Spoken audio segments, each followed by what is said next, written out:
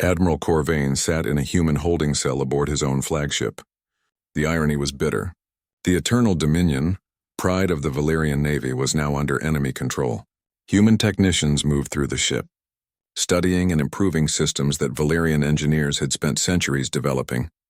Colonel Zhu Minjung entered the holding area with a small device that translated languages. She pulled up a chair and sat across from the defeated admiral. "We need to talk," Colonel Zhu said simply. Corvain looked at her with tired eyes. "What is there to say? You have won. We have lost. Kill me and be done with it." "We do not kill prisoners," Colonel Zhu replied. "But we do need information. How many worlds has your empire conquered?" 847 star systems, Corvain answered. There was no point in lying now. Colonel Zhu made notes on her tablet. "How many sentient species have been enslaved?" "Thousands," Corvain said quietly. "I stopped counting after the 1st century." Intelligence Officer Ryu He-wan was working in another part of the ship, copying data from Valerian computer systems. What she found made her sick. Files containing records of genocides, slave markets, and destroyed civilizations. The Valerian Empire was not just a military threat. It was a cancer that had been eating the galaxy for millennia. "Colonel," Officer Ryu called through the communication system, "you need to see this data. The Empire's crimes are worse than we imagined." Colonel Zhu looked at Admiral Corvain. "Show me." Corvain led her to the ship's main computer. With shaking hands, he accessed files that contained the complete history of Valerian conquest. World after world, species after species, all destroyed or enslaved for the glory of the Empire. "The planet Kalani," Corvain said, pointing to one file. "Beautiful world with cities that floated in the clouds. Population of 12 billion. We destroyed it because they refused to surrender." He opened another file. "The Morgani system. 7 worlds with advanced technology. We took their knowledge and enslaved their people. 3 billion workers in our mines and factories." Colonel Zhu watched the records with growing anger. "Why? Why do this to innocent people?" "Because we could," Corvain replied. "Because we were strong and they were weak. Because that is what empires do." On Earth, President Lee Dongmin was meeting with his war council. The reports from the battle were incredible. Humanity had destroyed the greatest military force in galactic history without losing a single ship. "What are our next steps?" President Lee asked. General Kang Hyojun stood at the holographic display showing the galaxy. "Sir, we have a choice. We can defend Earth and let the rest of the galaxy suffer under Valerian rule. Or we can do something about it." "What do you mean?" "I mean we can liberate every world the Empire has conquered," General Kang replied. "We have the technology and the ships. We can free billions of enslaved beings."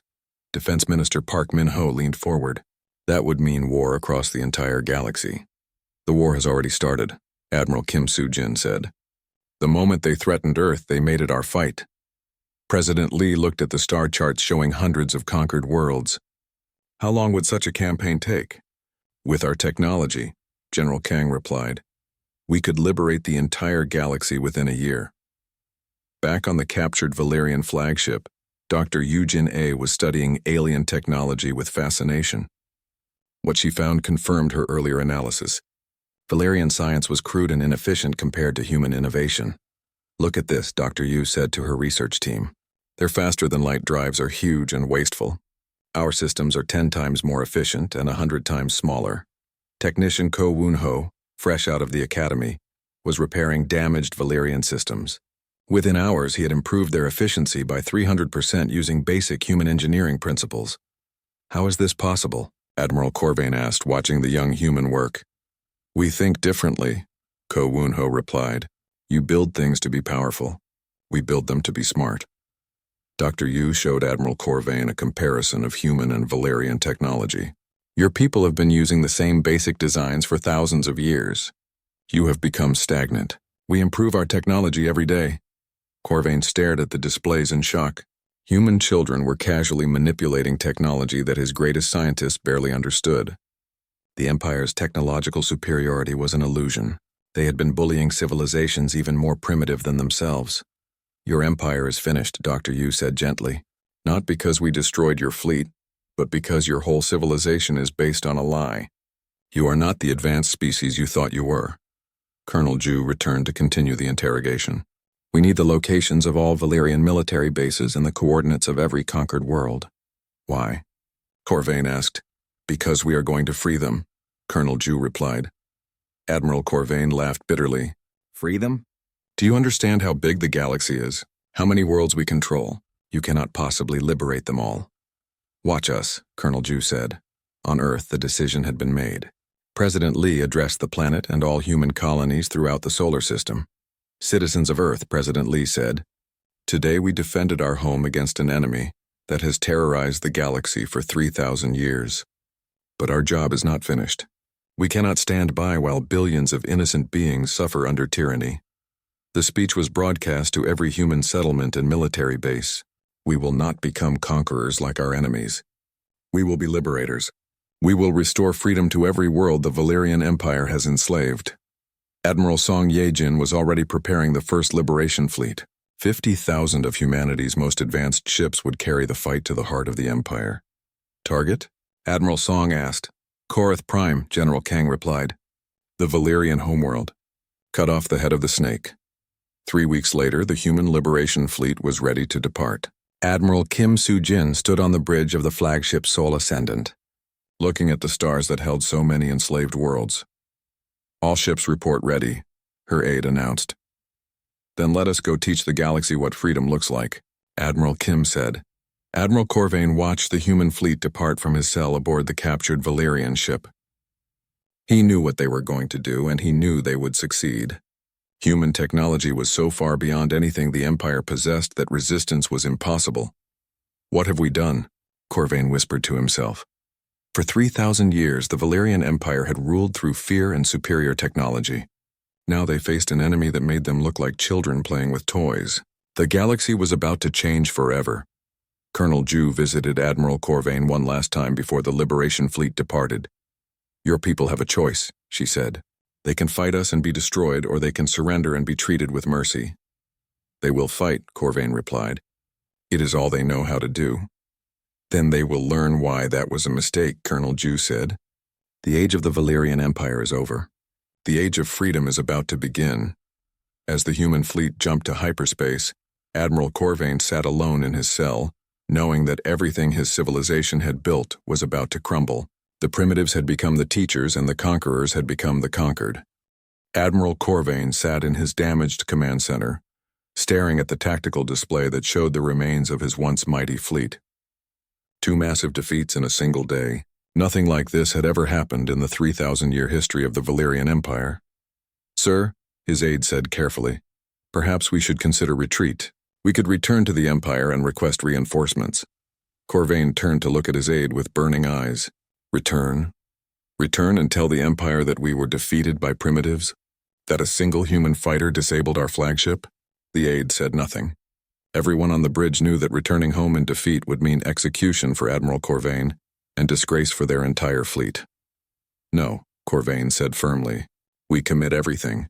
Every ship, every weapon, every soldier. These humans will not live to tell anyone about this day. On Earth, General Kang Hyo-jun was in the deep command center beneath the Pacific Ocean. The massive underground facility could coordinate military operations across multiple star systems. He had been watching the battles through advanced sensors and was impressed by human performance.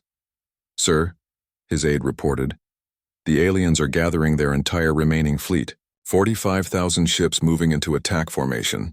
General Kang nodded. He had expected this. Desperate enemies often made their most dangerous attacks when they had nothing left to lose. Very well, General Kang said. It is time to show them what Earth can really do. Activate Phase 2. Throughout the solar system, hidden installations began revealing themselves.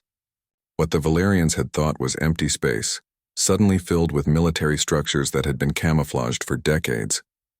Mars was the first surprise. The planet that looked like a simple colony world suddenly opened massive underground hangars. Admiral Song Yejin commanded the Mars Defense Fleet as thousands of advanced warships emerged from beneath the planet's surface.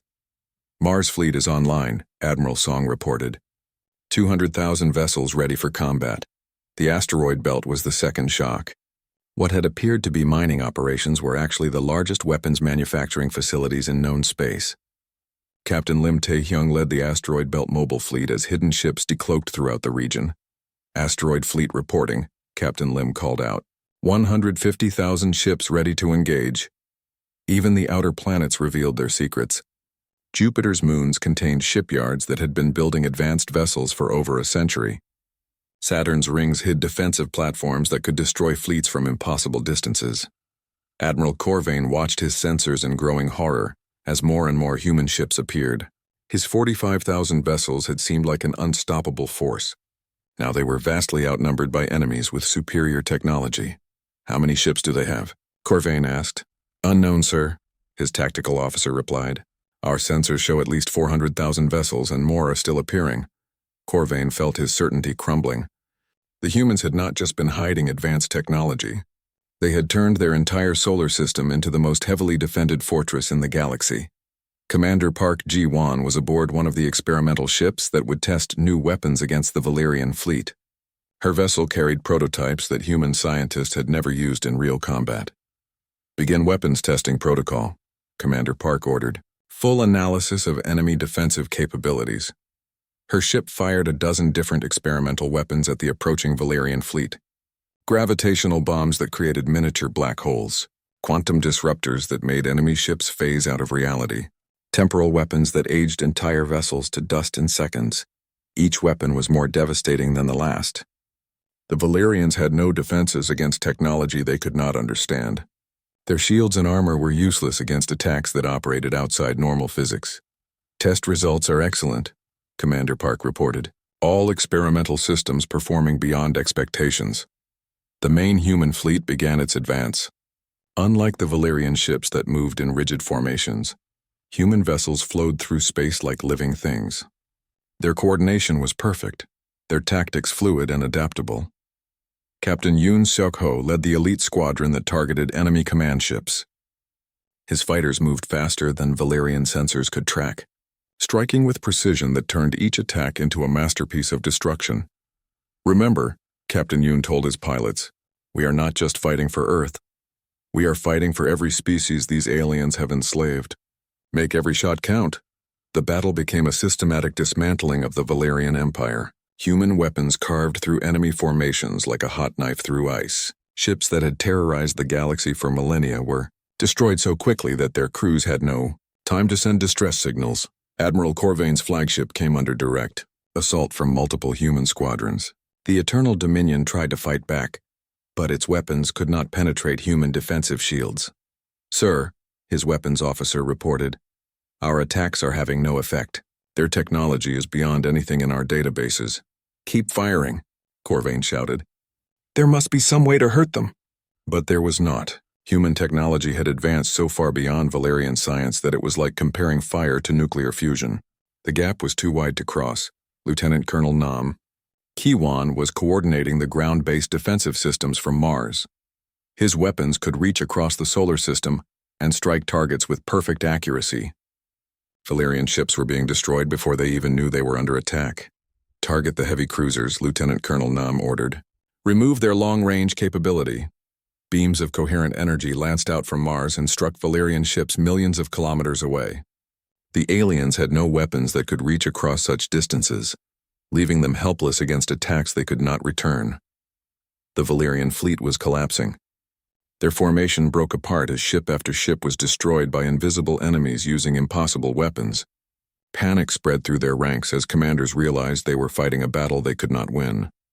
"Sir," Admiral Corvain's aide said quietly, "we have lost 70% of the fleet. Should we order a retreat?" Corvain stared at the tactical display. The proud Valerian Empire, rulers of the galaxy, was being destroyed by a single primitive world. Everything he had believed about his people's superiority was crumbling around him. "No retreat," Corvain said.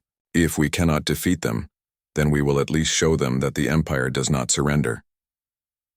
But even as he spoke, Corvain knew it was over. The humans had revealed technology that made his entire civilization look primitive. They had ships, weapons, and defensive systems that operated on principles his scientists did not understand. Colonel Ju Min-jung led the boarding parties that captured the surviving Valerian vessels. She was amazed at how easily human soldiers could disable alien technology.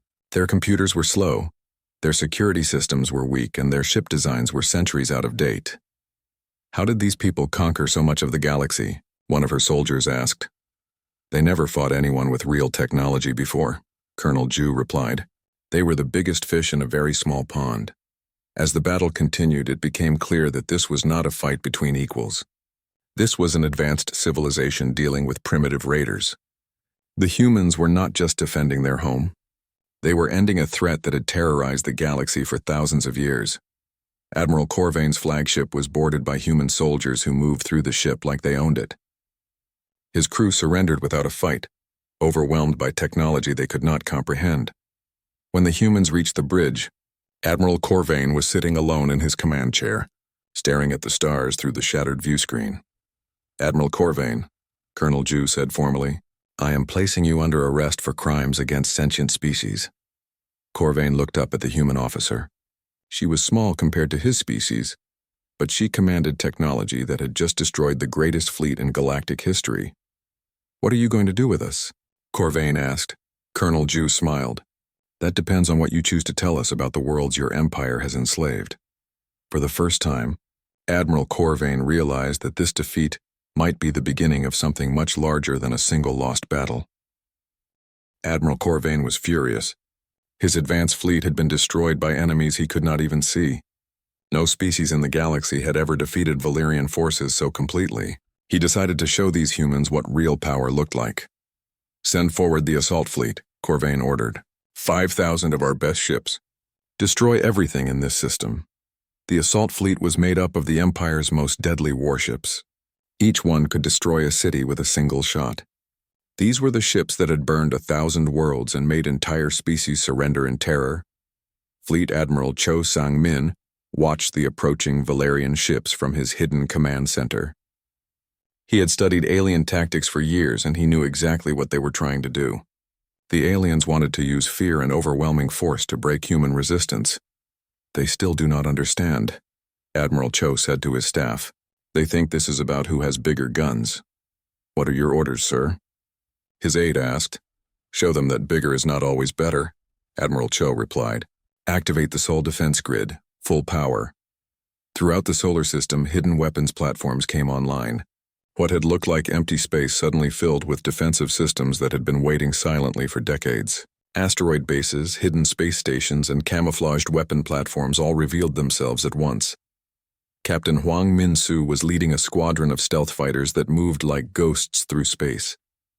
His ships were small compared to the massive Valerian warships, but they carried weapons that could cut through any armor the aliens had ever seen.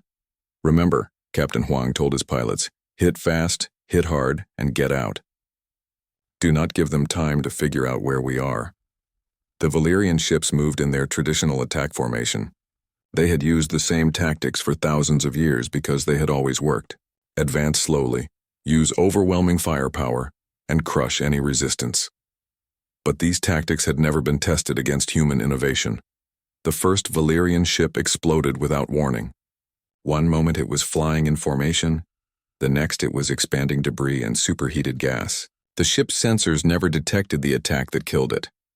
What happened to Destroyer Squadron 7? Admiral Corvain demanded. Unknown, sir. His tactical officer replied. They just exploded. Then another ship died. And another. The Valerian fleet was being picked apart by invisible enemies using weapons they could not understand. Their shields, which had protected them for millennia, were useless against human quantum technology. Colonel Huang Min-su's fighters struck like lightning. They would appear just long enough to fire their quantum torpedoes, then vanish back into stealth mode before the aliens could respond. Each attack destroyed or disabled multiple enemy ships. This is impossible, Admiral Corvain muttered as he watched his fleet being systematically destroyed. No primitive species can have technology this advanced. But the evidence was undeniable. Human weapons were cutting through Valerian defenses like they were made of paper. Ships that had survived hundreds of battles were being destroyed in seconds. Major Oh Yeon-ju was coordinating the lunar defense systems. Her weapons could fire from the surface of the moon and hit targets anywhere in the solar system, with perfect accuracy. The Valerians had no idea that the moon itself was a giant weapon platform. Target the command ships first, Major Oh ordered. Cut off their coordination. Beams of pure energy lanced out from hidden installations on the lunar surface. They moved faster than light and hit their targets before the Valerian sensors could even detect them. Command ships that had controlled fleets for centuries were vaporized in milliseconds. The Valerian assault fleet was in chaos. Their communication networks were being jammed by technology they had never encountered. Their formation was breaking apart as ship after ship was destroyed by invisible attackers. Captain Yoon Seok-ho led an elite squadron of human heavy fighters. Unlike the stealth ships, his vessels were designed for direct combat. They were smaller than Valerian warships, but infinitely more advanced. All units attack formation, Captain Yoon ordered. Let us show them what human engineering can do. His ships dropped their stealth fields and engaged the enemy directly. The Valerians finally had targets they could see and attack, but when their weapons hit the human ships, they were shocked to discover that their attacks had no effect. Human defensive shields did not just stop enemy fire. They absorbed it, analyzed it, and used the energy to make themselves stronger. The more the Valerians attacked, the more powerful the human defenses became. This is not possible, the Valerian weapons officer reported to Admiral Corvain. Our strongest attacks are making their shields more powerful. Admiral Corvain felt something he had not experienced in his long military career: fear. These humans were not just more advanced than his people. They were so far beyond Valerian technology that it was like comparing a stone knife to a laser cannon. Commander Park Ji-won was testing experimental weapons on the surviving Valerian ships. Her science vessel carried prototypes that human engineers wanted to field test against real enemies. The Valerian fleet had become a live-fire training exercise. Gravitational torpedo test successful, Commander Park reported. Target ship imploded as predicted. Quantum disruptor test successful, called another officer. Enemy vessel's atomic structure destabilized. Temporal displacement beam successful, reported a third. Target ship aged 50 years in 5 seconds. The humans were not just defeating the Valerian fleet. They were using it as a laboratory to test new ways of destroying their enemies. Admiral Corvain's flagship, the Eternal Dominion, was one of the last ships still fighting. It was the pride of the Valerian Navy, armed with the most powerful weapons in the Empire, and protected by shields that had never been breached. Captain Yoon Seok-ho looked at the massive alien ship on his targeting display. It was 20 times larger than his fighter, but size meant nothing in modern warfare. This is for threatening our world, Captain Yoon said quietly, and fired a single quantum torpedo. The torpedo passed through the Eternal Dominion's shields as if they were not there. It struck the ship's main reactor and caused a cascading failure that disabled all systems in seconds. The mighty flagship, terror of 1,000 worlds, was reduced to a powerless hulk drifting in space. The battle was over. Of the 5,000 ships in the Valerian assault fleet, 4,800 were destroyed and 200 were captured. Once again, the humans had not lost a single vessel.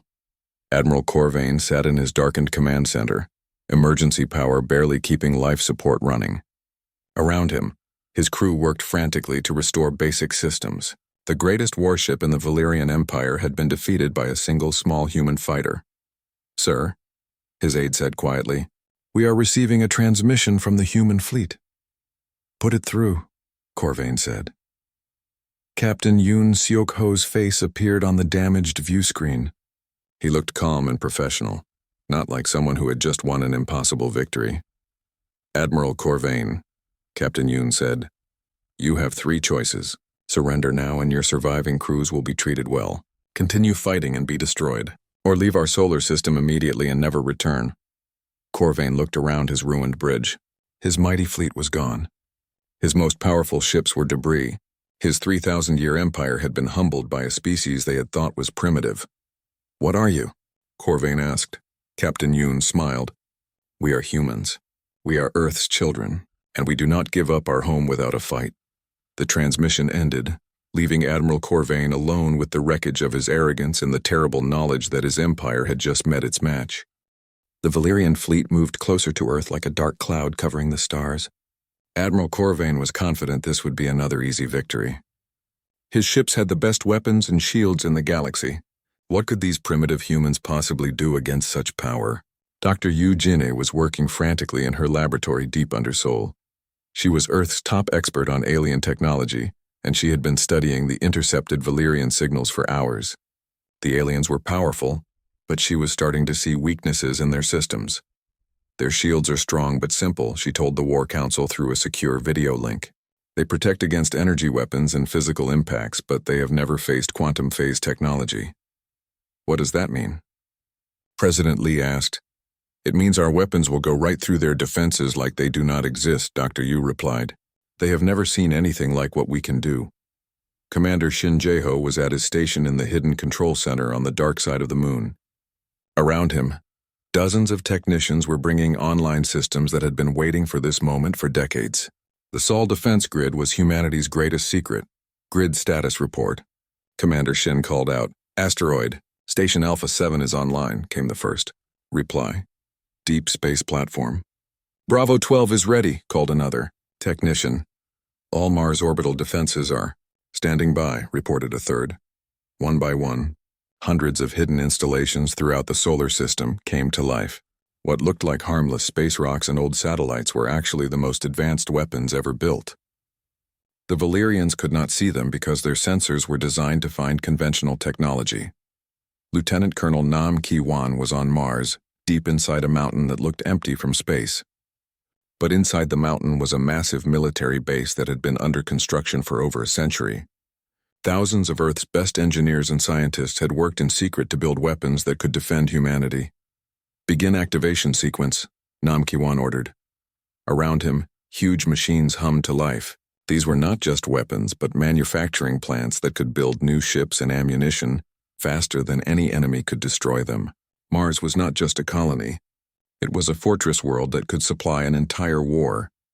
The Valerians had no idea what they were flying into. Their sensors showed them exactly what humans wanted them to see. Old communication satellites, small research stations, and primitive spaceships that barely looked dangerous. The real defensive systems were invisible to their technology. Major Oh Yeon-ju was inside the moon itself, in a control room that could manage the defensive systems of the entire solar system. She watched as the Valerian advance ships approached the moon. They were going to attack Luna Base as a demonstration of their power. Let them come, Major O said quietly. Let us show them what a real demonstration looks like. The Valerian admiral had decided to destroy the moon base to scare the humans into surrendering. It was a tactic that had worked on hundreds of other worlds. Show overwhelming force and most species would give up without a real fight. Fleet Admiral Cho Sang-min was aboard Terra Invicta, a massive space station hidden inside what appeared to be a small asteroid. From here, he could coordinate the defense of Earth and all human colonies. He had trained for this moment his entire life. All stations report ready, his aide informed him. Good, Admiral Cho replied. Signal all units to prepare for combat. It is time to show our visitors that Earth is not as helpless as they think. The Valerian ships fired their first shots at the moon base. Massive energy beams that could destroy cities struck the lunar surface. But instead of seeing explosions and destruction, the Valerians watched in shock as their attack simply vanished. The beams hit some kind of invisible barrier and disappeared completely. What happened? Admiral Corvain demanded on his bridge. Unknown, sir. His weapons officer replied. Our attacks are being absorbed by some kind of defensive system. That is impossible, Corvain said. No primitive species has technology that advanced. But the evidence was right in front of him. The moon base was completely undamaged, and their most powerful weapons had been stopped as if they were toy laser pointers. Captain Huang Min-soo was aboard one of Earth's stealth ships, invisible to Valerian sensors. His crew had been watching the alien fleet for hours, studying their formations and weapon systems. Now it was time to show the invaders what human technology could really do. All stealth units, begin attack run, Captain Huang ordered. Around the solar system, hundreds of human ships that had been invisible suddenly opened fire. Their quantum torpedoes passed right through Valerian shields as if they were not there. Alien ships began exploding before they even knew they were under attack. On the Valerian flagship, alarms started screaming. Admiral Corvain watched in disbelief as his advance fleet was being torn apart by enemies he could not even see. How many human ships are attacking us? He demanded. We cannot tell, sir, his tactical officer replied. Our sensors cannot detect them. That is impossible. But it was happening right in front of his eyes.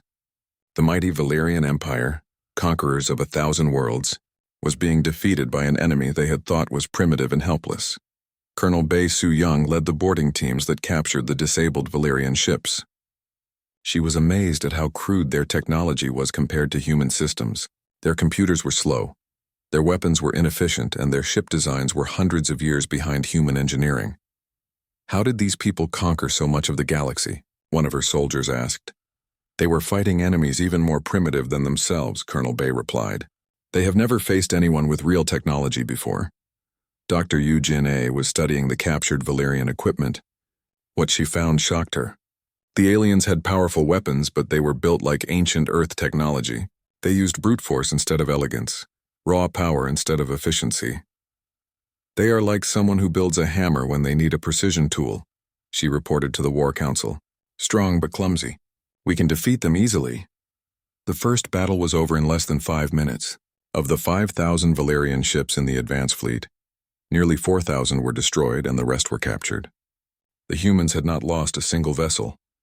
Admiral Corvain stared at his tactical display in shock. Never in the 3,000-year history of the Valerian Empire had they suffered such a crushing defeat. These humans were not primitive at all.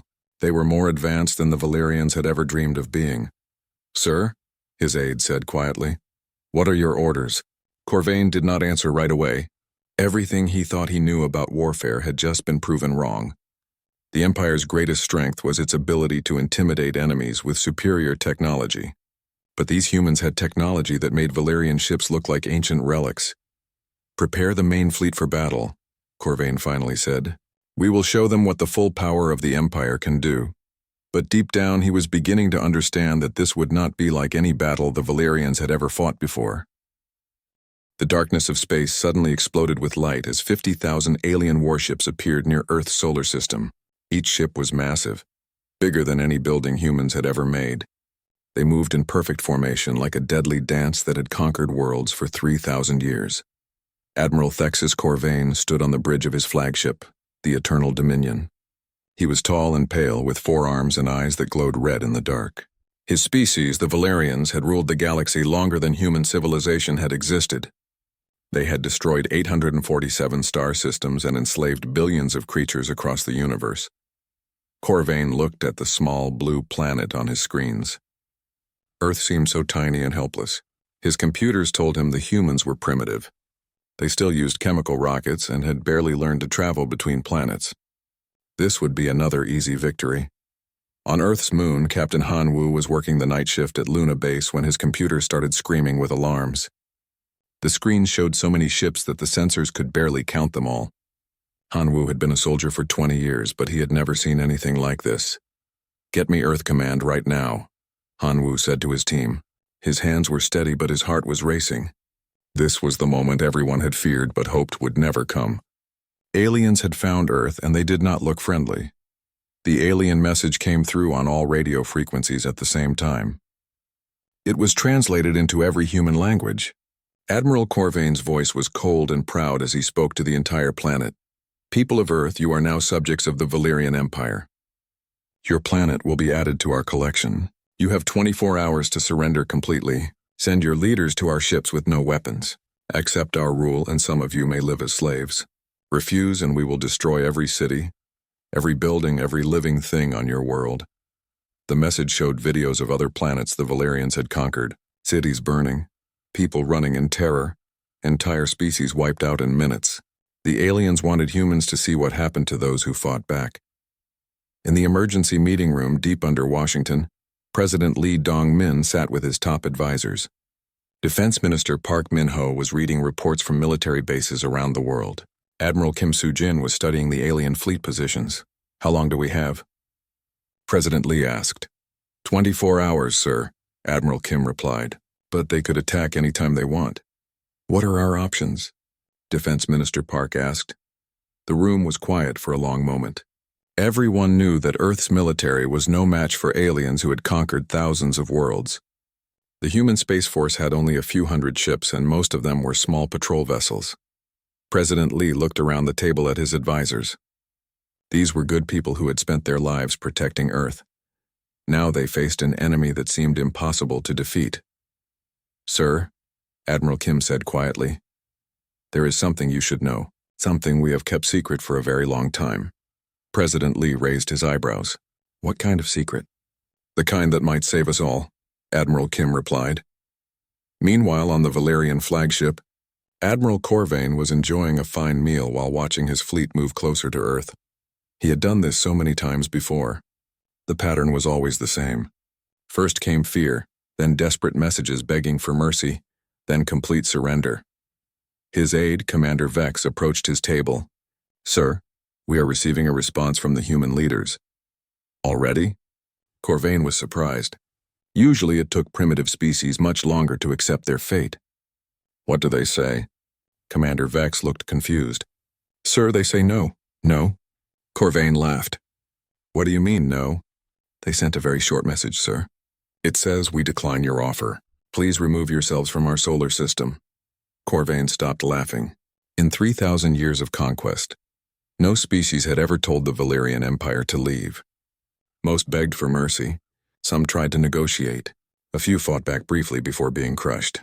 But none had ever simply said no, as if they were turning down an invitation to dinner. "Are they insane?" Corvain asked. "Unknown, sir. Should we begin the attack?" Corvain stood up and walked to the big window that showed Earth in the distance. The planet looked so peaceful and quiet. It was hard to believe that such a small world would dare to refuse the mighty Valerian Empire. "Not yet," Corvain said. "I want to see what these humans think they can do. This should be entertaining." Back on Earth, the secret meeting was getting more interesting by the minute.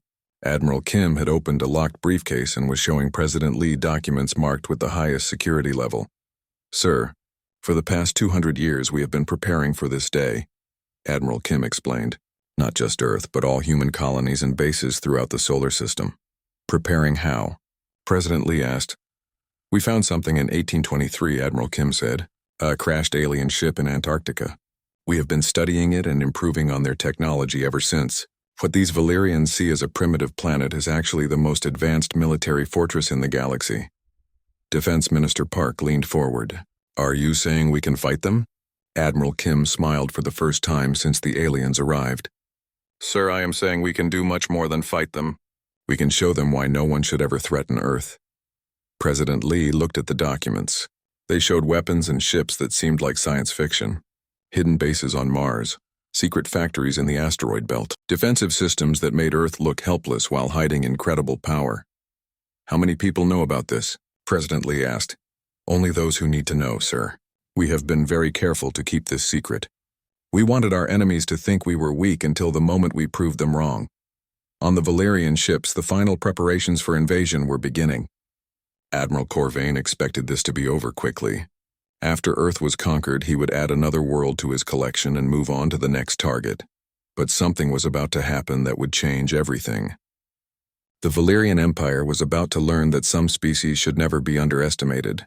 Earth was ready to show the galaxy what humans could do when their home was threatened. The next few hours would be very interesting indeed.